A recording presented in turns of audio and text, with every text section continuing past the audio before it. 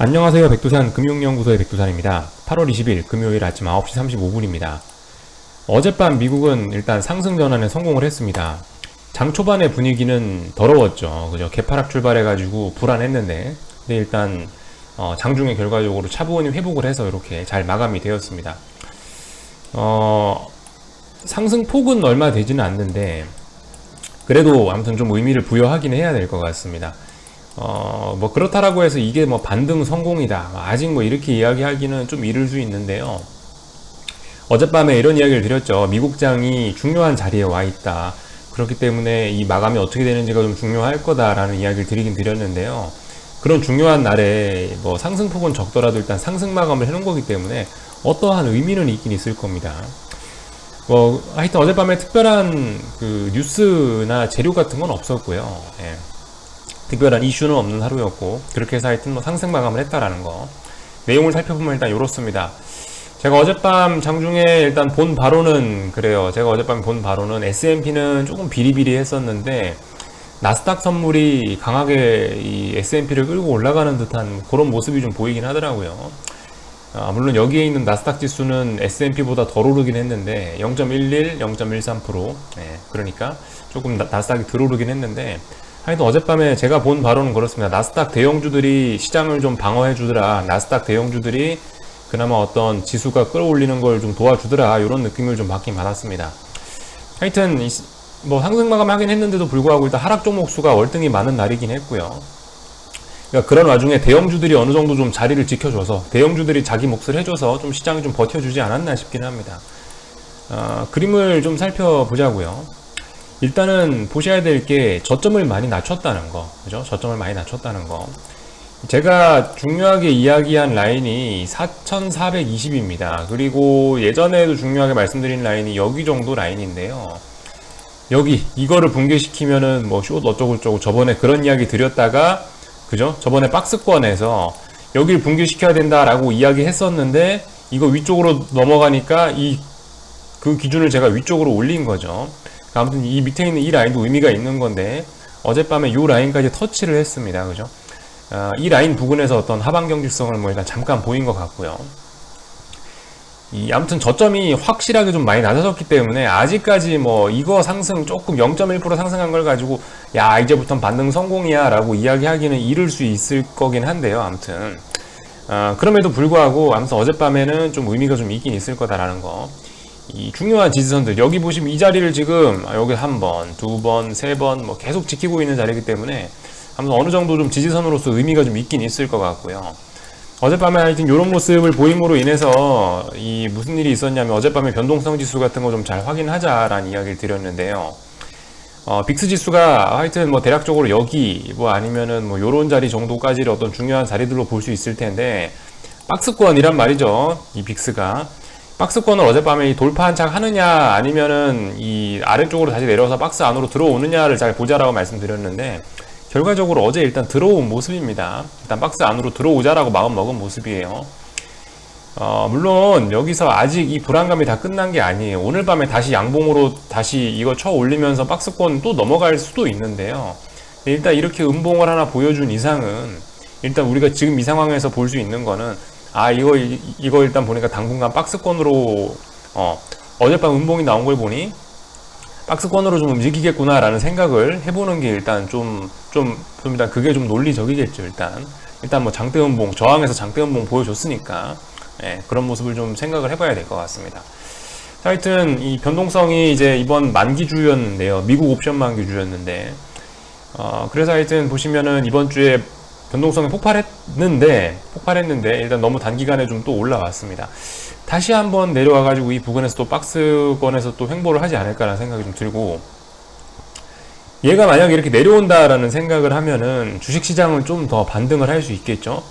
예를 들면 S&P가 이제 여기서 저 빅스가 떨어진다라고 한다면 S&P는 조금 좀 오를 가능성이 있겠죠. 이런 점들 정도 한번 생각을 해볼 필요가 있겠습니다. 일단 S&P 어젯밤에 이런 식으로 하방 경직성도 좀 어느 정도 일단 한번 테스트 정도는 했으니까, 이제 이 라인도 무너지면 정말 위험해지는 거겠죠. 아무튼 제가 말씀드린 4420이라는 라인을 안착하진 못했는데, 근데 일단은 아직까진 아직까지는 일단은 좀 지켜보긴 지켜봐야 될 것 같습니다. 음봉이 아니고 일단 양봉이니까. 그래서 일단 어젯밤에 전 아무것도 안 했어요. 어젯밤에 전 미국장에서 장 초반에 강하게 반등 올라오는 거 보고 오늘은 반등할 모양인갑다 싶어가지고 좀 더 기다려보기로 하고 일단 아무것도 안 했습니다. 나스닥 같은 경우는 그죠, 여기가 중요한 라인인데 어젯밤에 그 붕괴시켰다가 아무튼 회복을 했습니다. 다시 회복했어요. 장중에 이거 붕괴시켰을 뿐이지 종가상으로는 결과적으로 회복했어요. 자, 아무튼 뭐 나스닥 시장 같은 경우는 뭐 일단 이런 박스권 정도로 일단 보면 되지 않을까라는 생각입니다. 이 나스닥 변동성 지수도요, 이런 모습입니다. 그죠? 얘도 보시면 이렇게 위쪽 고점, 아래쪽 저점 이렇게 보시면은 얘도 대략적으로 이런 박스권인데 얘도 아무튼 박스권 상단쯤에 이렇게 딱 도달을 했다라는 거를 확인하실 수가 있겠고, 일단 이런 모습 나왔으니까 일단 고점에다 대고 음봉 보여줬으니까 일단 얘도 박스권이겠거니 생각을 좀 할 수가 있겠죠. 일단은 그렇게 되면 나스닥도 조금 더 반등할 수 있다라는 생각을 해보긴 해봐야 될 겁니다. 근데 뭐 말씀드렸다시피 이게 이제 박스권이라고 생각을 한다라면은 어떻게 해야 되겠어요? 이제 뭐 방금 전에 보여드렸던 변동성 지수가 이게 빅스인데 빅스가 다시 이번에 내려왔을 때는 어떻게 해야 되겠어요? 다시 UVXY라든가 이런 거를 한번 매수를 노려봐야 되겠고, 만약에 이제 빅스가 저렇게 되면서 이번에 S&P가 이렇게 반등을 해준다라고 한다면은 이번에는 여기 어딘가에서 또 숏을 잡아보는 위험을 한번 감수해볼 만한 가치가 있을 것 같기도 하고, 나스닥도 그쵸? 나스닥 변동성 지수가 이렇게 앞으로 쭉 내려온다라고 생각을 한다면은 얘가 좀 올라올 텐데 위쪽에 저항이 많이 있다, 이거 못 넘어갈 거다라고 생각한다면 위쪽에 올라왔을 때 한번 위험을 감수해 볼 만한 그런 가치가 있겠죠. 이런 점들 한번 우리 생각을 해볼 필요가 있을 것 같습니다. 미국장 뭐 조금 좀 더 기다려보면 어떤 기회가 오지 않을까 싶긴 합니다. UVXY 같은 경우는 개인적으로 이번에 굉장히 좀 아쉽긴 한데요. 뭐 실력 이거밖에 안 돼서 못 먹는 거 어떡하겠습니까, 그죠? 하여튼 뭐 잘하시는 분들은 먹었을 거라 생각을 하고, 잘하시는 분들은 수익 많이 보셨을 거라 생각하고요. 수익 보신 분들은 축하드리고, 하여튼 제가 예전에 그 UVXY는 27 뭐 이런 자리를 넘어가면은 뭐 추격이라도 할 수 있다 이런 이야기를 드렸는데, 지금 분위기상 이거 지금 추격하면 안 되겠죠? 네, 물론 27을 넘어가긴 넘어갔는데 어떻게 넘어가냐도 중요하고, 같은 시간에 그 변동성 지수가 어떤 모습을 보이고 있느냐도 중요한데, 이런저런 점들을 좀 고려해보면은 이거 지금 와서 27 넘었다고 여기서 막 맹목적으로 이걸 추종하기는 조금 좀 부담스럽긴 하겠죠.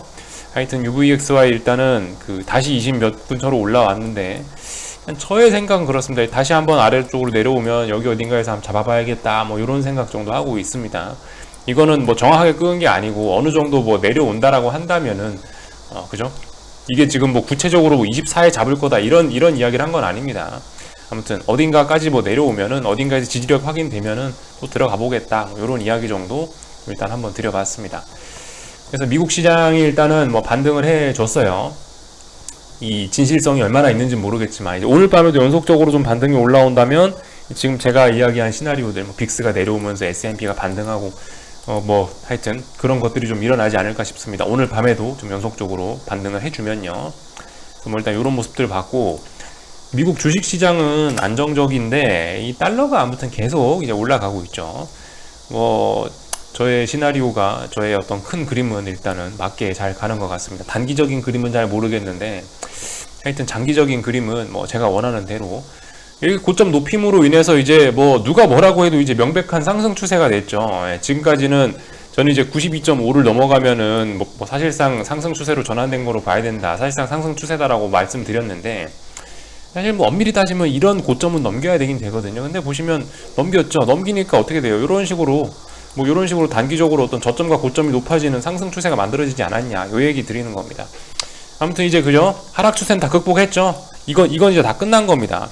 이제 요거 직전 고점까지 넘어갔으니까, 고점은 높여놨으니까 누가 뭐래도 이제 이거 시작된 거예요. 이제 새로운 추세의 시작 생각해 보시면 되겠습니다. 다만 이제 지금 약간의 속도 차이는 있죠. 원달러 환율 같은 경우는 벌써 제가 봤을 땐 뭐 2단이나 3단 정도 놓고 굉장히 좀 어떤 안정적인 속도로 쾌적하게 잘 가고 있다면은, 이 달러 인덱스는 이제서야 좀 시동이 걸리는 듯한 모습이니까 조금 움직임이 답답하긴 답답하죠.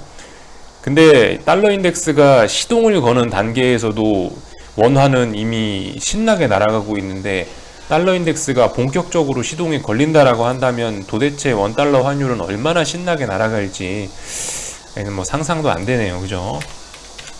이렇게 볼 수 있을 것 같고, 금리는 요즘에 좀 뭐 차분하더라고요. 별일이 없더라고요. 이 애매한 구간에 갇혀갖고 지금 1.24 뭐 대략적으로 요 부근에서 지금 또 다른, 이게 지금 모르겠습니다. 또 다른 저점을 만드는 건지 어쩌는 건지 모르겠습니다. 하여튼 뭐 확실한 거는 어떤 그 전환 시도를 하는 것 같다라는 거, 이거 끝내고 이거를 시도하고 있다는 것 같은, 일단 뭐 그런 모습이 진행 중인 것 같습니다. 사실 뭐 전환될 것 같긴 한데 여기서 좀 시간은 좀 많이 끌고 있긴 하네요. 테이퍼링 이야기 나왔으니까. 근데 이제 사실 그 어젯밤에 FOMC 의사로 공개됐음에도 불구하고 오히려 이제 금리는 이렇게 하락하고 이런 모습을 보이는 걸 보면은 금리는 뭐 이만큼 선반영이 됐다라고 인정을 하는 것 같습니다. 그죠? 하여튼 이미 뭐 테이퍼링에 관한 공포가 뭐 8월 6일날 고용지표 나오면서부터 요게 이미 이만큼 선반영이 됐다. 그렇기 때문에 뭐 지금 떨어진다. 요렇게 지금 채권 시장은 일단 그렇게 반영하고 있는 것 같아요. 지금 그런 생각으로 움직이고 있는 것 같습니다.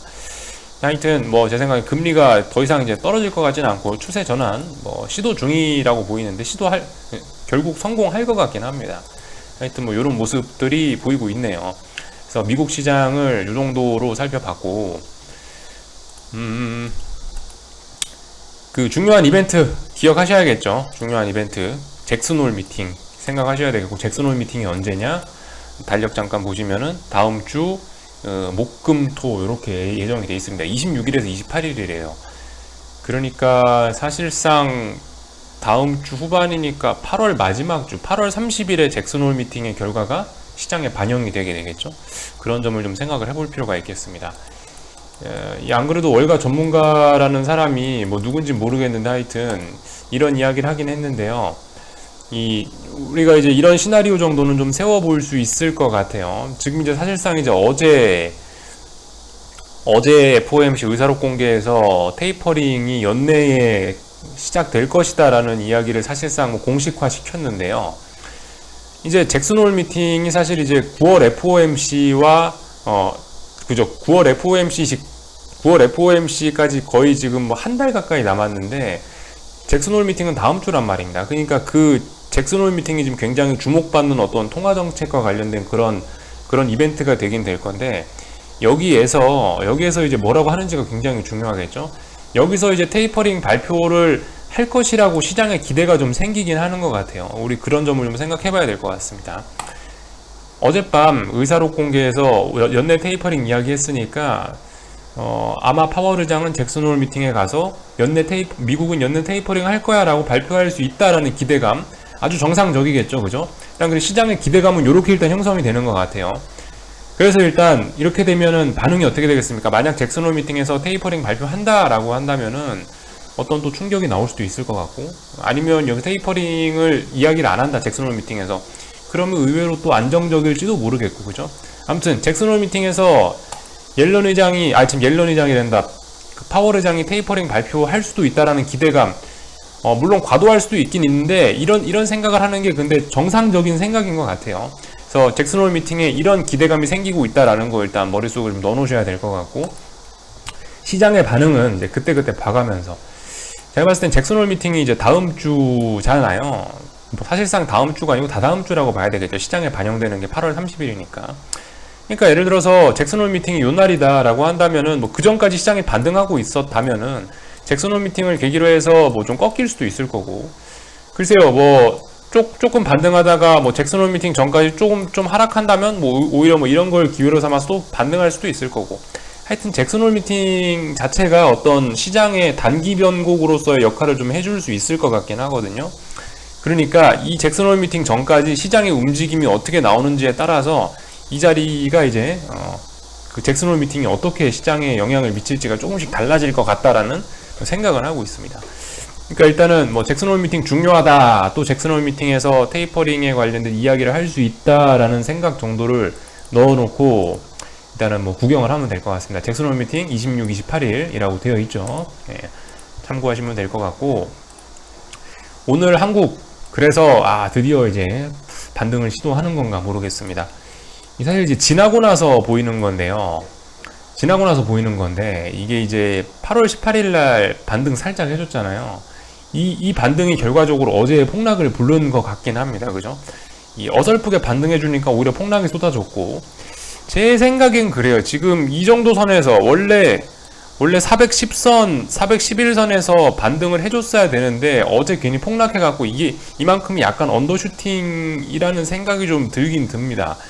하여튼 언더슈팅이 나왔다면 반등이 예상보다 조금 더 강하게 올라올 수 있다라는 생각 정도는 하고 있는데 어디까지 반등이 올라올 거냐 몰라요. 저도 모르긴 모르는데요. 하여튼 반등을 할 것 같기는 하다라는 좀 그런 생각이 좀 들긴 하고 일주일 정도 남았잖아요. 잭슨홀 미팅까지 일주일 정도 남았으니까 아무튼 이 반등에도 한 일주일 정도 시간을 뭐 줄 수 있지 않을까, 뭐 반등할 시간도 일주일 정도 있지 않을까라는 생각 정도 일단 해보고 있습니다.